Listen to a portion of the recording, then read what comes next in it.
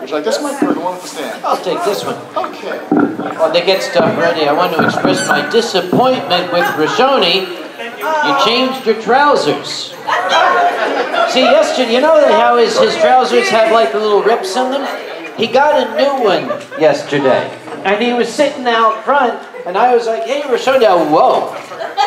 It was like, you know, I thought he had a cucumber he was saving for lunch. And you know what they say about green dragons? It's true. Also, is anybody else's refrigerator in their hotel room going crazy? Yeah. Okay, it's not just me then? Froze everything. Every bottle I put in there is frozen. Now you have a wine slushie. I had wine slushies all weekend. My concern is how many bottles you brought. I didn't bring any, dear. I don't have to. The thing is, I said the wrong thing. I tried to complain to the front desk. I said, could you send somebody to my room to turn the refrigerator down? Warmer.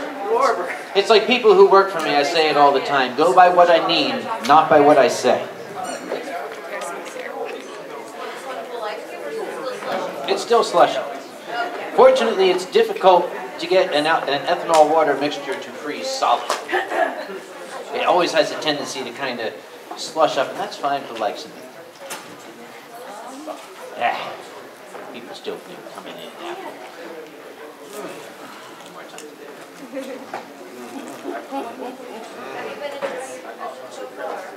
I have been having a bang-up time. I love this convention. Anybody else like this convention? You see, I never presume that I'm going to be invited to a convention. I always wait for the invitation. This is one of the conventions every year. I'm sitting, look at my email every day. They can invite me, they can invite me, they can invite me. Yes! Because they take good care of me. All right, lock the doors. Years passed when I used to give chemistry lectures at Dartmouth. I didn't like people showing up late, so I would have the doors locked at the top of the hour. Students learn very, very quickly you don't show up late to one of Conway's lectures.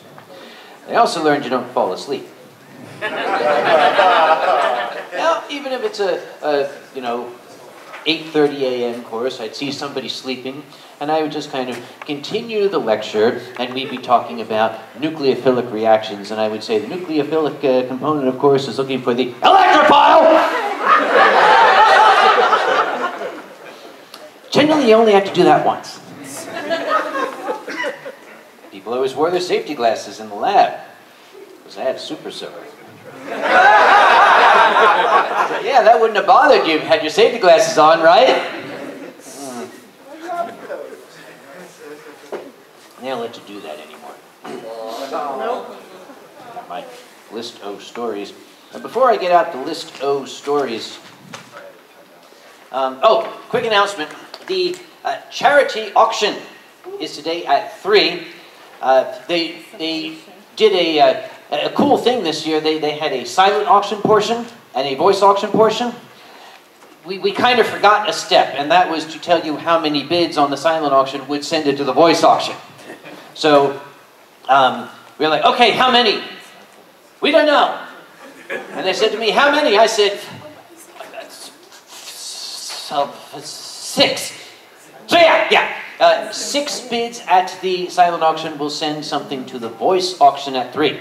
So if you bid on something in the silent auction and you are bidder number, anything less than 6, make sure you check it out, because once it hits the 6th bid, you can keep bidding down there, but it's going to come up here and the auction's going to continue. Yes? Is there anything in the voice auction that wasn't in the silent auction? I don't think so. Everything is on display down there. There's that big print of the Guardian and phone number. Yes, but it's there, so you can see it. Yeah. There's nothing you haven't seen, as far as I know. Auctioneer doesn't like surprises. How many? Yes. Next. Where is Boozy anyway? He's probably up on the terrace where he was beforehand. Smoking. No. Inside terrace chilling. Oh, okay. Chilling is it? Must have been in my refrigerator. How many folks have never seen me perform before, out of curiosity? Oh, well, that's a bunch, okay. In that case, I'm Uncle Kage. I don't know why. I'm the chairman of Anthrocon. It's a convention similar to this one in Pittsburgh. And for something close to 25 years, I've been getting up on stage and just talking. Basically, I talk and I drink stuff, and I talk and I drink stuff, and I keep doing that until I can't do one or the other anymore. Or an hour passes. I talk about things that have happened to me, people I've met, experiences in my life. Generally, I introduce new stories in a new year. So if you've seen me perform in the last 6 months or so, it's probably the same stories. Has anybody seen me perform in the last 6 months at Anthrocon or something like that? Fair number, okay. Don't give away the punchlines.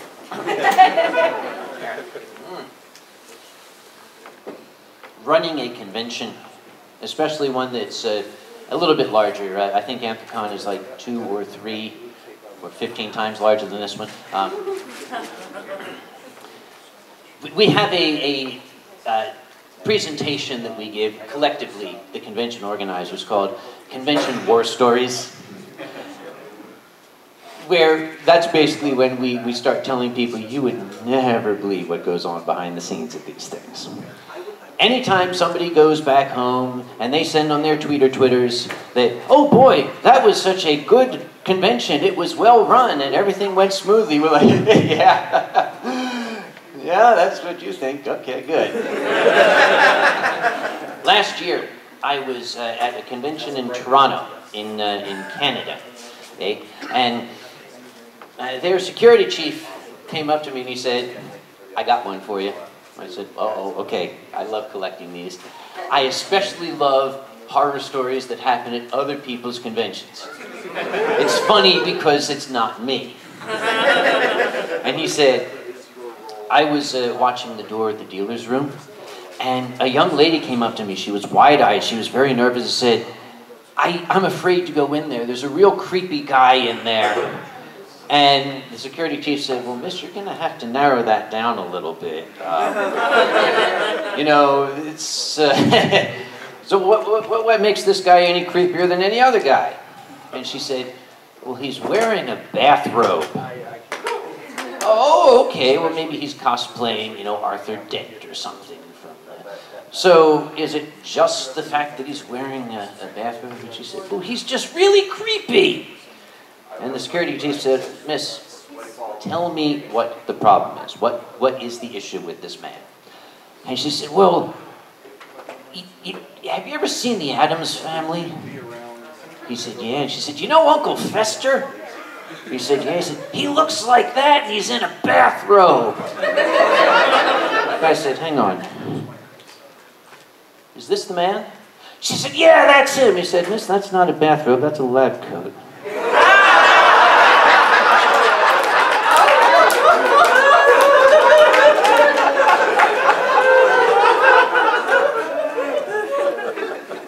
The really sad part is all my stories are true. I don't have to make them up. These things happen. Also, when you run a convention, you sometimes have to deal with things that, we are all volunteers. Nobody is paid to do this. Or if they are, they're paid like $1. Sometimes you have to deal with people whose idea of fun is a little dangerous. At Anthrocon a couple of years ago, actually it was just 1.5 years ago, oh wow, time flies. We have police officers at Anthrocon. It is big enough. Number one, it's big enough, it's helpful to have uniformed police there as a deterrent. And number two, the cops love the convention. They fight with each other to see who gets the detail every year. Because they take pictures and they hang out with folks, and they become our cops. One of our favorites is Allegheny County Sheriff's Deputy, Bill Kisner. If you've been to Anthrocon, he's the linebacker-built African-American gentleman that hangs out in the lobby. Big smiling fella. we don't really see him as a police officer anymore. He's not the man. He's one of us. He's like one of our security, and that's great. Well, Bill was alerted to a suspicious individual. And he said, Miss, you're going to have to narrow that down a little bit. Well, there was an individual, okay, and here's where I do not want to be insensitive, and please do not be insulted. I'm old, and we're still learning how to discuss these things without hurting people's feelings. There was a very large, a man in transition who hadn't gotten very far, but was still acting the part. He was about 7 feet tall, about 350 pounds. Kind of looked like Dolly Parton on steroids. And this person was pacing around and muttering and looking extremely agitated. So Bill kind of watched from a distance as the agitation started to make him think there might be a chemical component to this. So Bill, being a very, very good cop, he went up and he said, I beg your pardon, miss. I said, miss, I think that was the right thing to say. You seem very upset about something. Can I help you in any way? And this individual spun around and said something extremely unflattering about Bill's African-American heritage. And that is when Bill said, well, we kind of have stepped over the line to disorderly at this point. Why don't you turn around and, you know, put your hands behind your back? Maybe we need to go somewhere where we can have a conversation. The individual tackled him. And they started having a knockdown, drag him out brawl right there. Hotel security responded, my security responded, and it was like a cartoon fight, you know, just this cloud of fists and you know, all sorts of, yeah. While this was going on, a voice was heard to say, so that's what pepper spray smells like.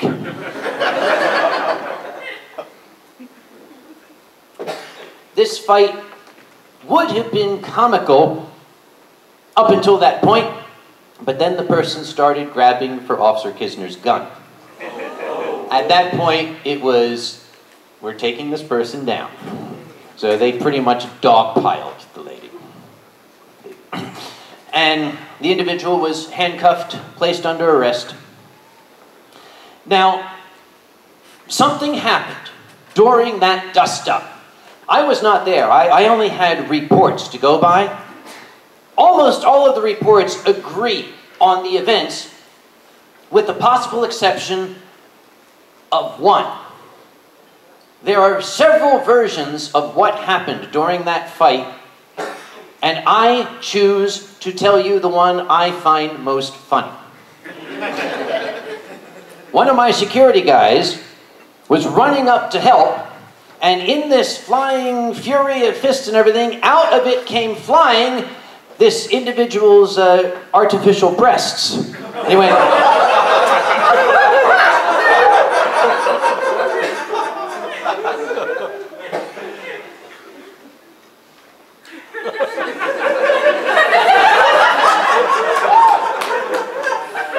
After the individual was arrested, as Officer Kisner was filling out his paperwork, my security guy came up to him.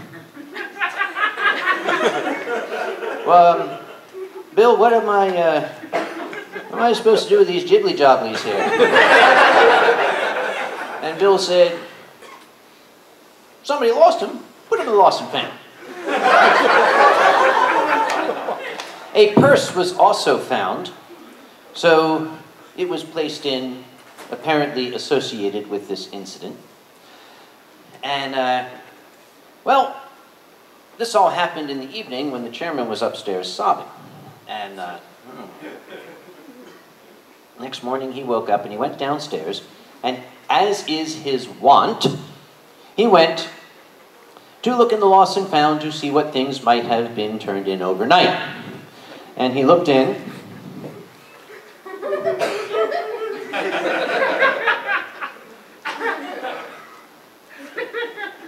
Sergeant Steve. Sergeant Steve, you might know him from Anthropon. He looked up from his newspaper, he said, yes. I said, what are those? He said, oh, it's a pair of jibbly jobblies. I said, well, yes, I can see that. Why do they smell like pepper spray? And he said, let me tell you a story, Uncle Kage. So yeah, the things we have to deal with, and remember, these people are volunteers. They're using their vacation time from work to make sure you guys have a good time. So when you see the staff, when you see the volunteers, give them a big round of applause, okay? Wine slushing. By the way, there's something I've not seen here. There's a lot of first shooters. Does anybody here have an easy cool-down vest? Oh boy. The easy cool-down vest was invented by a European furry, he's from Holland, named Easy Wolf. And he invented a vest that has basically cold gel inserts that keeps you cool. And he sells them at Eurofurence, and he started selling them at Anthrocon. And this year at Eurofurence, the air conditioning system caught fire. I mean, literally, it burst into flame and, of course, had to be shut down. Now, the Estro House in Berlin, where Eurofurence is held, is a giant glass terrarium. Their dealer's room became an oven. And I had promised to help out Night Fox, a very good friend of mine, selling books. And I went in there, and I was saturated immediately. But Easy Wolf, I knew, was selling the Easy Cool Down vests. So I went in and I said, hey, Easy, I'll make a deal with you. You let me have an Easy Cool Down vest to model for people upstairs, and I'll tell them where they can come get one. So he did. He gave me an Easy Cool Down. Oh my God, they work amazingly. And I also discovered that I could not only make a little advertisement for Easy Wolf and his Easy Cool Down vest, but I could raise a little money for charity. So I made a little sign that said, Easy Cool Down Hugs, €5. Made like 300 euros. You want a hug? Here you go. And people are like, oh, you're so cold. So the poor staff, they had to deal with that. I mean, what can you do? What can you do? You go around with big pieces of paper, fanning and stuff. 2 or 3 years ago at Anthrocon, somebody had the brilliant idea that we were going to make custom-made baseball jerseys for our super sponsors, our highest level sponsor. We had a baseball theme that year, so for some of the super sponsors, we were going to have them, give us some extra money and we'll give you a custom baseball jersey. And the same someone had the equally brilliant idea, oh boy, we can get them from China, they'll be cheap, what could go wrong? The supplier told me they would be there 3 days before the convention. I arrived 2 days before the convention. When I arrived, there was no collection of boxes. So I called the supplier and I said, excuse me, where are the jerseys? She said, they're coming. I said, so is Christmas. So are your final hours. Where are my jerseys? She said, well, they had a small issue with customs, but we're going to take care of it. When will they be here, said I. She said, they'll be there tomorrow. So the next day came. This is now the day before registration opens. And I called the supplier. I said, do you know where my jerseys are? She said, yes, don't worry. And I said, great, where are they? She said, Tokyo. I said, well, it's a little closer than Beijing. Why are they in Tokyo? She said, well, again, it's a customs thing. It's just 1 or 2 tiny matters, and don't worry, they'll be there tomorrow. I said, they better be. Thursday came, And I tried to call the lady, and the phone didn't pick up.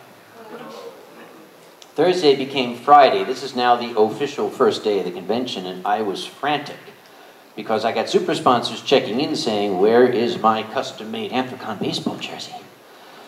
And I was starting to think, okay, do I have to start calling the Japanese furs and saying, hey, if you're in Tokyo, could you take these along? And my cell phone rang. By the way, the very, very few of you who have my cell phone number know not to call me. I don't like to be interrupted. I'm a scientist. None of us like to be interrupted. Especially during Anthrocon. When the cell phone rings at Anthrocon, I tend to forego the traditional hello in lieu of what? Seriously. As a lady saying, is this Anthrocon? I said, yes. And she said, this is the customs service. We have a shipment, but we need to know who the consignee is. It's addressed to Anthrocon. I said, it's me. She said, what's your name? Sam Anthrocon. Just give it to me, all right? No, Sam Conway. Sorry, I got that wrong. She said, we just need your federal ID number. That's easy. For the past 20 years, I've been putting that federal ID number on our federal paperwork, which we file every year as we are nonprofit. I said, here it is, 23, blah, blah, blah, blah, blah. Thank you very much. She said, okay, we will release these and they will be delivered. But 5 minutes later, she called back and she said, that's the wrong number. I said, no, it isn't. I said, no, it's my number. Oh, let me give it to you again. Do you mean him? She said, yeah, that's what you gave me, but that's wrong. I said, no, okay, we have ourselves a failure to communicate here. I'm telling you it's not wrong. Where exactly are you located? And she said, well, according to our system, that number does not belong to you. And I said, but yes, it does! She said, well, I cannot release the shipment until I get a proper number. So I said, all right, give me your phone number. So I figured I would call up the IRS. They're the ones who give the federal ID number. I'll call up the IRS. And you all know that when you call the IRS, you get a living person right away within 30 seconds.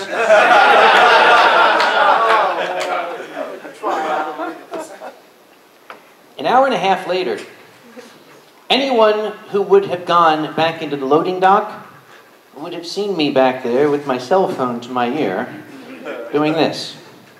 I never realized I do this, but my staff knows if Uncle Kage is pacing in a tight circle, don't go near him. He bites. I shouldn't do that when I'm drinking wine. Wow.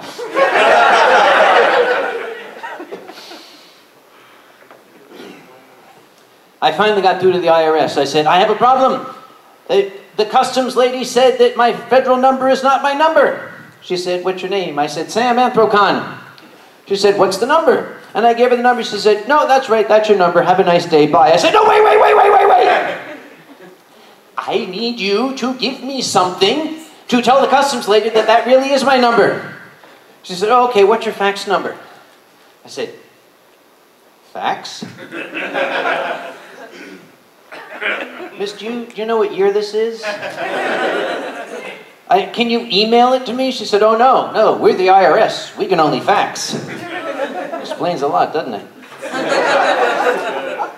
She said, you got to have a fax. And I'm like, I don't have it. Wait. I was at the convention center in Pittsburgh. I ran downstairs to the secretary lady, and I said, I need the convention center's fax number. And she said, fax? Do you know? I said, yes, I know. I need a fax number. She said, I don't think we have one. I said, oh, wait. Business card. Yeah, there's a fax number on the business card. Hey, IRS lady, 412, blah, blah, blah, blah, blah, blah. Send it there. And she said, all right, I'll have it right out to you. I said, great, thank you. I looked at the secretary lady and she said, I don't think we have a fax machine. And I said, it's on here, you have to. Where is it? She said, I wouldn't know. So we're standing there and all of a sudden, off in the distance, something that anybody over 35 knows.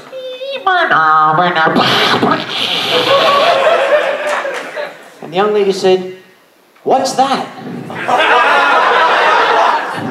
I said, "That is the sound of destiny, my dear. Follow it." And we're following all the...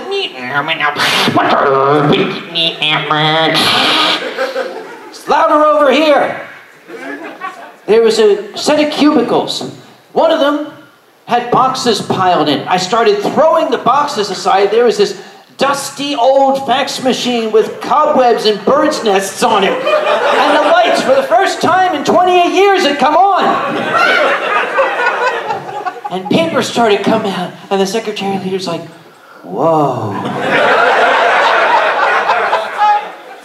And I grabbed the piece of paper, and it said, "Dear Customs Service, you are full of crap. This is their number. Love the IRS." "Great, thank you very much."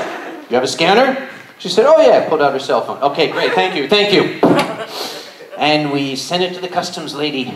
And then I called the customs lady and I said, "Do you have the piece of paper?" She said, "It's come." "Oh, wait, here it is. Let's see. Oh, our system was wrong. Let me fix that. That is your correct number. And you are the consignee for the shipment." I said, yes. She said, "Okay, don't worry. Your EZ cool-down vests are on their way." I said, wait, what?"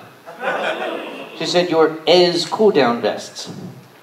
And I said, "Is that, by chance, EZ cool-down vests?" She said, "Yes. Isn't that what you were expecting?" And I said, "Yes. Yes. That and some jerseys from China." She said, "We don't have those yet." I said, "Oh, well, don't worry about it. I'll talk to somebody about those." And I went down to the dealer's room. And I saw Easy Wolf on his cell phone doing this. And I said, "Hey, Easy, how are you?" He said, "Oh, Uncle Kage, I'm having so much trouble. I don't know where my cool-down vests..." He's from Holland, you see. "I don't know where my cool-down vests are." And I said, "I do. I have just released them through customs for you as the consignee. They'll be here this afternoon. You owe me 12 cases of wine and a blowjob, son."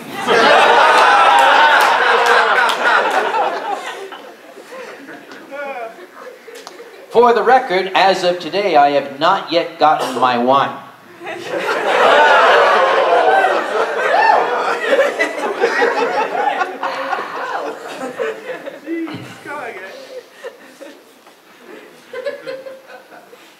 I always put an older story on that goes back years and years. Yeah, why not? I'm going to take you back to the year 1999. Last time I sent a fax. At the time, I had gotten a little briefly disillusioned with the chemistry field, and I had decided to branch out. I was working at an outfit in Philadelphia that their purpose was to procure human tissue for medical research. See, I went from being the scientist to being the hunchback. Before that organization existed, a researcher who needed human tissue... Wait, I'm seeing double, I just realized. Wait for Mothra to come in here. A researcher who needed human tissue would send a graduate student to the hospital to kind of hang around outside the surgical suite. Hey, are you guys going to use that? Can I just... Yeah, I'll take that. So this organization paired up biomedical researchers with sources of tissue. Usually it was an on-demand service, but occasionally we would get tissue that was perhaps unsuitable for the researcher, or for some reason we couldn't deliver it. You don't toss it out in the trash. I mean, this is a precious anatomic gift. Somebody else will want it. So we maintained a bank of ultra-cold, minus 80-degree freezers, which we bought from this hotel. Cheap. And they were in the local laboratory. I was the guy in charge of the laboratory.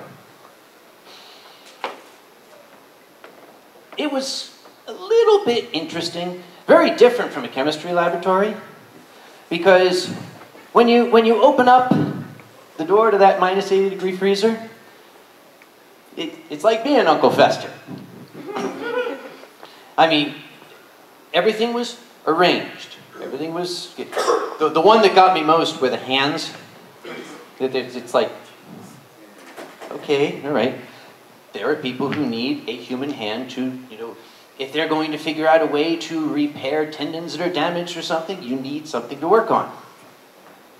And number 2, this one over here, that was my favorite because when you open the door, right on the second shelf, that's where the gentleman parts were. And somewhere my predecessor had arranged them in order by size. And it looked like a xylophone. I used to, you take some tibia over here. That's the Jewish one. Anyway. Yeah. A challenge we had was this was in an older section of Philadelphia. The power grid was not up to par. There would constantly be a little power flicker, a brownout that lasted a few seconds. That would cause an alarm to go off. And that would cause a pager at my hip to go beep, beep, beep. Never at 3 o'clock in the afternoon, always at 3 o'clock in the morning. And it would say, oh my God, power failure, there's horrible things, you're going to lose things. I would have to drive 45 minutes into Philadelphia to find that everything was fine. And this got to be a drag. So I called up the security company. I'm just going to call them ABC. I called up ABC and said, look guys, can we do something about this? Look, here's an idea. Can you put a note that says, if there is a power flicker, to wait 10 minutes and then see what the status is? And if the power is back on, you don't call me? They said, sure, we can do that. There's a vast gulf between we can do that and we will do that. Because for the next 2 months, every other night, I was being woken in the middle of the night, driving into Philadelphia, and finding nothing wrong. So I called up ABC and I said, okay, look, I want to talk to a supervisor, all right? That gets you places, by the way. So I said, hey, supervisor dude. He said, what was that? I said, I'm sucking on wine, don't mind me. I said, you have got to fix this. I'm losing sleep. I'm going crazy. You need to wait 10 minutes before you call me. He said, okay, we had a miscommunication here. Don't worry. I assure you, it'll never happen again. And for the next month, I didn't get any calls. And I'd come in, and everything would be great. Now, since I was getting a full night's sleep, I wasn't falling asleep in the lab anymore. It gets very, very quiet in that lab. The only thing that really kept me going was my buddy Murray. Everybody needs to have a coworker that you can confide in. We became very good friends. He didn't do a lot of talking. He was mostly a listener. Because see, Murray was from here up. He's what we call a cranium. Well, his name wasn't actually Murray. I just called him Murray because he looked like a Murray. Murray the head. Murray lived, if you can call it that, in cooler number 3. And I'll tell you something about Murray. Murray had the most beatific, blissful, serene smile on his face, frozen literally on his features for all eternity. I never looked into the history of this precious anatomic gift that I playfully called Murray. I don't know how Murray died, but that's how I want to go. So Murray and me, we would have long talks. I told him all about, ABC and how these guys are fucking. Then one day, At about 4:55 p.m., we had a circuit blow in the building. And the person at ABC got the alarm. Oh, wait 10 minutes. Oh, 5 o'clock, time for me to go home. The next person came on, sat down, and happily went through his or her shift. That was the Friday of Memorial Day weekend. Friday became Saturday. Saturday became Sunday. Sunday became Monday. Monday became Tuesday morning. And when I got in, there was a note from the security guard saying, "You had better get up to the lab." And I went up. And the first thing I was like, "Murray!" And I opened up. Murray was okay. I couldn't say that for everything else. And I called up ABC. And I said, "Hi! I want someone here now. And I don't mean now. I want someone here that was now when I first said now. Okay?" Well, someone showed up.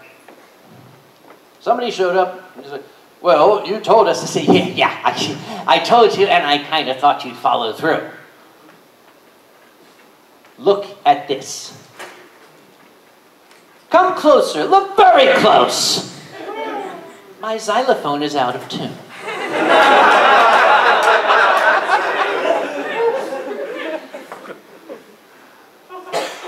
We can't do anything with this. We're going to have to replace it.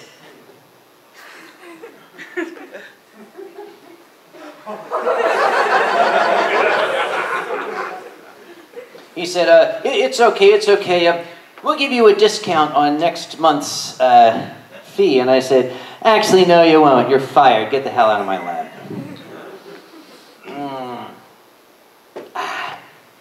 Computer systems are a little smarter these days. I left that job about 6 months after that. I really don't know whatever happened to Murray. But somewhere, here's what I like to think. Somewhere, a researcher was looking at a piece of human tissue for some condition that has plagued people, given them pain, given them discomfort. And that researcher has said, "Aha!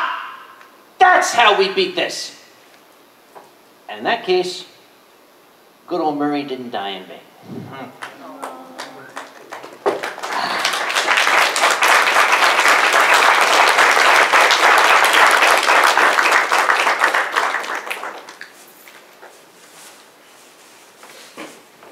These are cool lights, aren't they? Yeah. You know, when furry conventions first started out, we didn't have cool stuff like this. You had like a disco ball and one speaker. And a guy with a boombox with tapes in it. Well, as Anthropocon started to get bigger and more successful, we had some money. And my AV crew said, "We are going to have the biggest, most flashy, most expensive, most amazing dance party that furry fandom has ever seen." And I said, "Who's going to pay for it?" They said, "You are." And I said, "Okay." So they started making arrangements with a local AV supplier in Philadelphia. And I talked to the AV supplier and he said, "Man, when Aerosmith comes to town, they don't get this much equipment." They had rented $27,000 worth of, you know, high-end and the speakers and the flashy and the robot and the oons and the movings and the flashings and all that stuff. And they're like, "This is going to be great. This is going to be wonderful. People will be talking about this for years." And they set it all up in the hotel and they took the plug and plugged it into the wall. They had thought of everything. Almost. Because right away, the entire hotel went dark.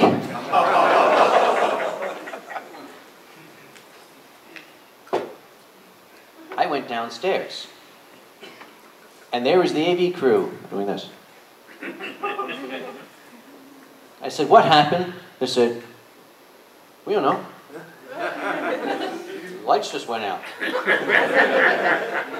I looked at this cord, and the one guy's doing this.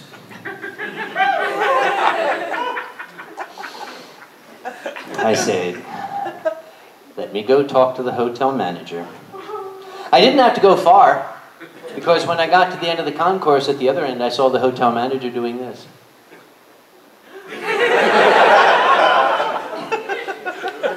Yeah, it's fun to run these conventions.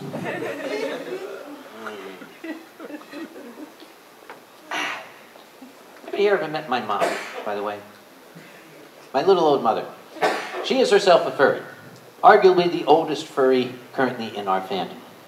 She is of a certain age. She is of a certain age. A lady is of a certain age. She can clearly remember the events of World War II and the events leading up to them. She is of a certain age, that's all we'll say. But she loves to go to furry conventions. When my late father was still alive, he loved to go too.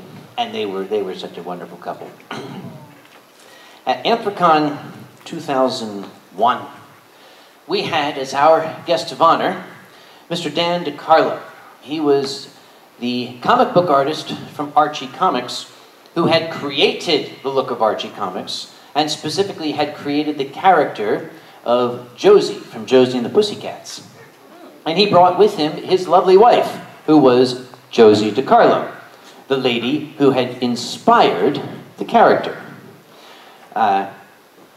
So this was the heaviest hitter, the biggest guest we had ever had. It's like, oh my God, this is a legend. You know, we grew up with Josie and the Pussycats, oh my gosh. So when we had our dinner, the board of directors always have a very formal dinner with the guests on Thursday night at Anthrocon. Dan and Josie were sitting to my left. My programming director, Suzanne, at the time, well, she's now Suzanne Pollard, was sitting at my right. Josie was very charming. She is French by birth. Dan had met her during World War II. You might say that she was his Mademoiselle from Armentières. So she had this very, very charming French accent. And if you look at the character of Josie, who was always very hot in the comics, even at a certain age, Josie didn't lose it. She was still a hot tomato, I'll tell you. But of course, I'm big, oh yes, there's Anthrocon, very professional notices. Yes,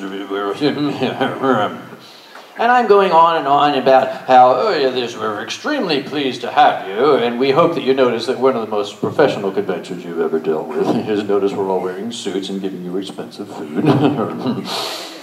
And I was going on, and Dan and Josie were being very, very quiet. And when I stopped finally to take a breath, Dan looked up at Suzanne across the table and said, "What kind of a drunk do you make?" And the table went quiet. And Suzanne went,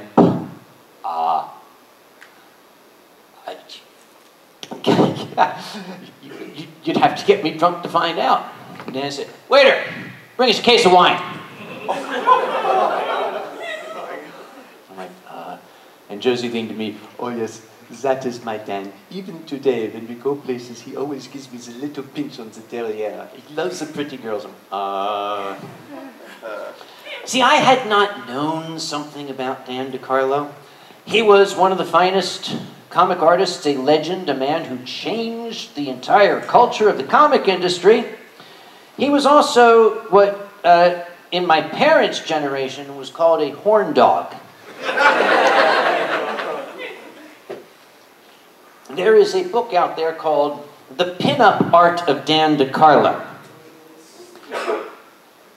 Dan was into some things. You ever been to Fur Affinity? Dan was into some things. And I was like, okay, all right. Later on that evening, I heard a story about Dan that had happened at another convention, a comic convention. It was one of these nightmare scenarios that any con chair winds up telling 2 years later at the Con War Stories panel. The eminent, the exalted Dan DiCarlo, who was a very modest man, by the way, he was sitting at this Q&A session drawing. He just, I don't want to be here. I don't want to. And the chairman was taking, questions from the audience. How did you get into drawing? How did the character of Josie inspired by your wife? Did you ever, And then the chairman called on some fella in the back. There's always one. At our conventions, there's about a dozen. This guy stood up and went, yeah. You ever draw Betty and Veronica for your own pleasure? And the chairman had a coronary, saw his life flashing before his eyes, and Dan, sitting at the table, said, yeah.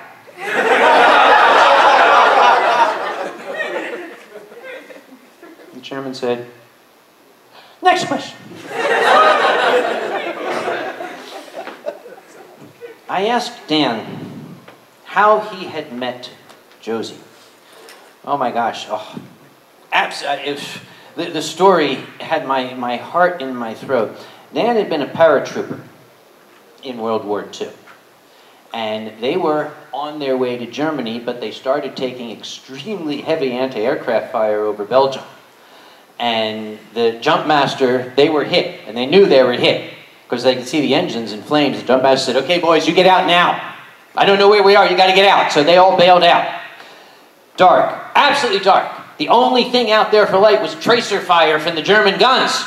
And Dan is descending. He doesn't know how far the ground is. He can't see a thing. And all of a sudden, wham! He crashes through the roof of a farmhouse into the bedroom of this drop-dead, gorgeous redhead. And she went over and she picked him up and he went, my God, I think I'm in love with you. And I carried that story with me for years. I told everybody. When Dan passed away, at his funeral, I was invited to go to his funeral. I was incredibly honored that Josie invited me to go. At Dan's funeral, now that Dan was gone, Josie told me a different version of the story. She never corrected him. She never said anything. But now that he was gone, she said, the stories that Dan told is not quite the accurate story. You see, Dan, he was in the, the motor pool. Now, you must understand, I had go to Belgium because the Germans, they had Paris and everything. So I was living in Belgium in my uncle and cousin's house.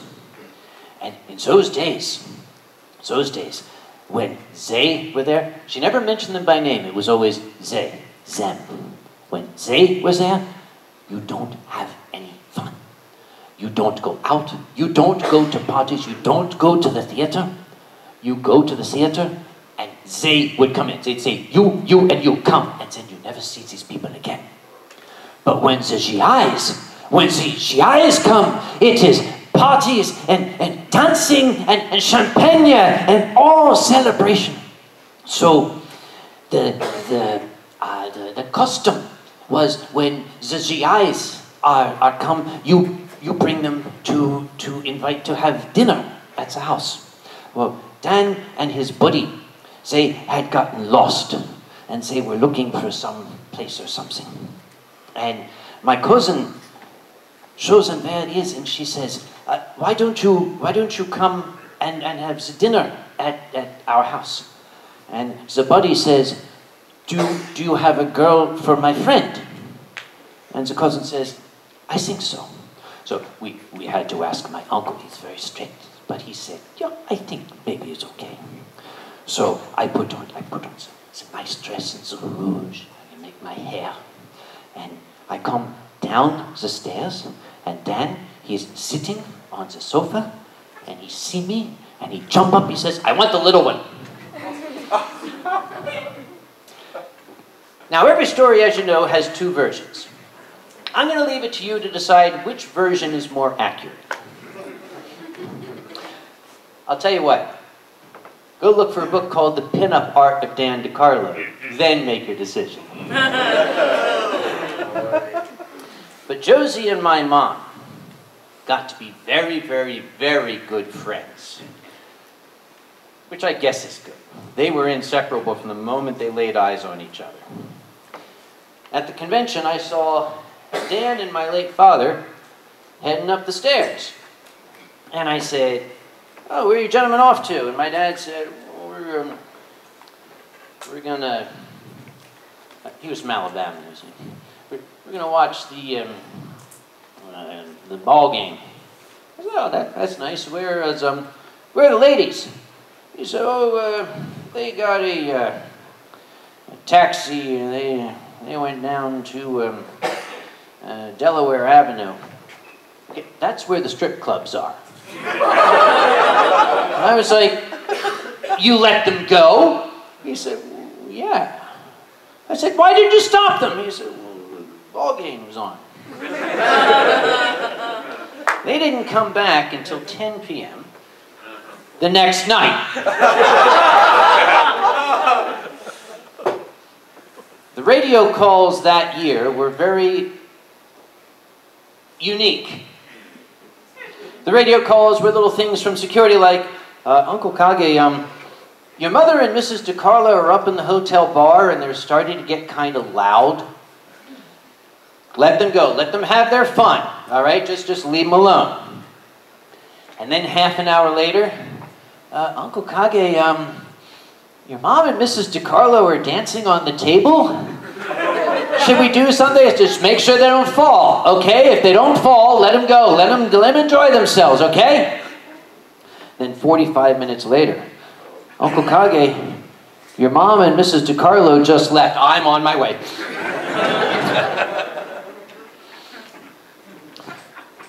You want to be able to trust them. You want to think that at their age they can be responsible. But then you're left sitting up worried sick that you're going to get that phone call from the cops at 2:30. I was pacing around outside my room, and Mom and Josie at frickin' 2 in the morning came out of the elevator. I went up and said, "I hope that someday you have children who act just like you."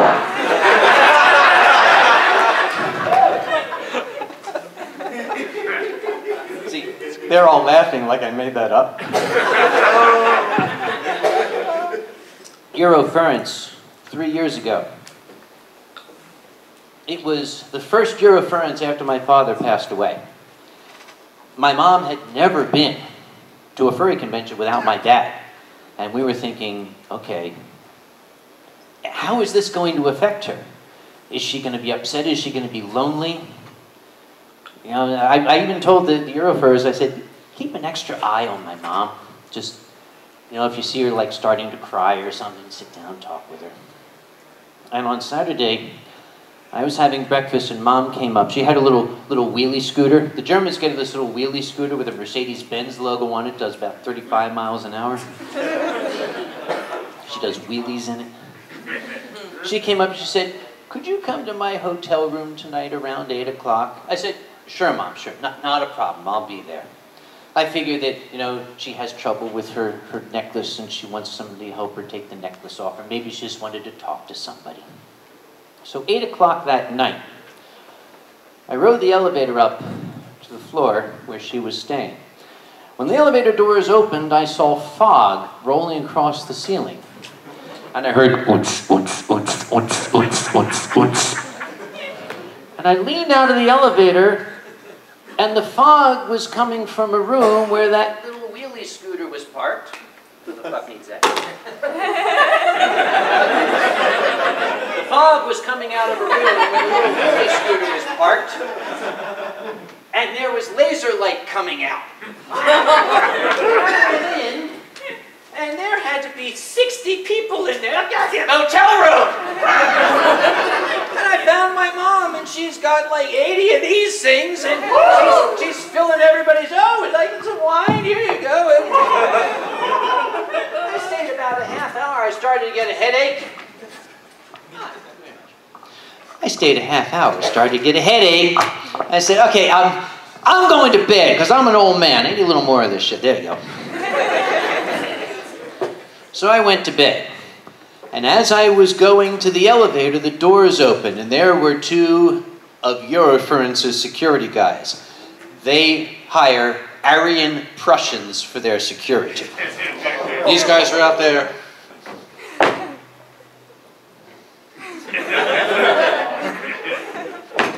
Ein, zwei, ein, zwei, ein, zwei.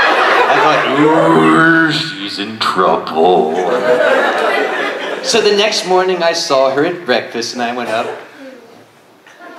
So, I saw security headed to your room last night. And she says, oh yes, they stayed about 2 hours.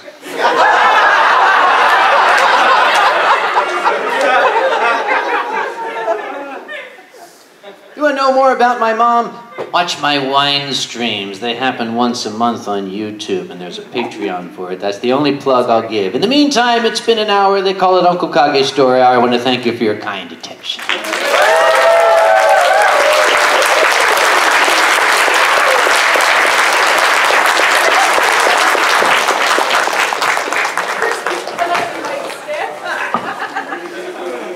They don't give me a break. Right now, I'm going to a panel. Oh, my God. While Uncle Kage goes to his next panel, I have a request. If anyone is willing and able to, please take your chairs and push them to the back of the room and stack them. In here next is Pacific Rim, which is an amazing panel if you want to get a lot of those points. And following that, I believe, is the Nerf War titled Battle for Wu.